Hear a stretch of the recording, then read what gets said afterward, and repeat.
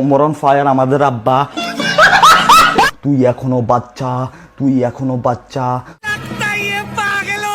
তুই বেটা এইটা, দুই বেটা ওইটা।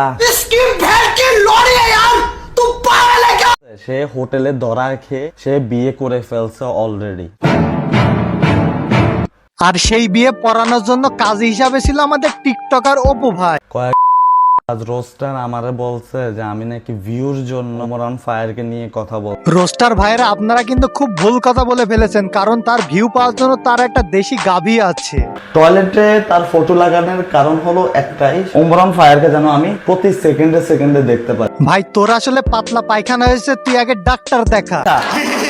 প্রতি সেকেন্ডে সেকেন্ডে দেখতে পাই। অপু ভাই বাথরুমে ওমরের ছবি লাগিয়েছে, কারণ সে প্রতি সেকেন্ডে সেকেন্ডে ওমর ভাইকে দেখতেছে। আমার প্রশ্ন হইতাছে যে তুই প্রতি সেকেন্ডে সেকেন্ডে বাথরুমে কি করিস? তোরে কি পাতলা পায়খানা হয়েছে না পেটে সমস্যা? আমরা আমাদের আব্বাকেও এতবার আব্বা বলি না যতবার আমরা ওমরন ফায়ারকে আব্বা বলি। তোর কি ওমরের সফলতা দেখে জ্বলে নাকি? ওমরন ফায়ারের ফ্যানদেরকে আমি বলতেছি, এই ভিডিওতে আমার কখনো ব্লগ ভিডিওতে 5 মিলিয়ন ভিউ যায় না। যদি এই ভিডিওতে 5 মিলিয়ন ভিউ যায় তাহলে আমি ধরে নিব যে ওমরন ফায়ার একটা ব্র্যান্ড। শেষমেশ জায়গা মতো আপনি কোপটা মারিয়ে দিলেন। আপনার যে ভিউ কমে যাচ্ছে, ভিউ বাড়ানোর জন্য ওমর ভাইকে নিয়ে রোস্ট করতেছেন, আপনার সেটা উদ্দেশ্যটা আমরা বুঝতে পেরেছি। এই ভিডিওতে যদি 5 মিলিয়ন ভিউ যায় ইউটিউবে যদি 5 মিলিয়ন ভিউ যায় তাহলে আমি বলবো ওমরন ফায়ার আসলে।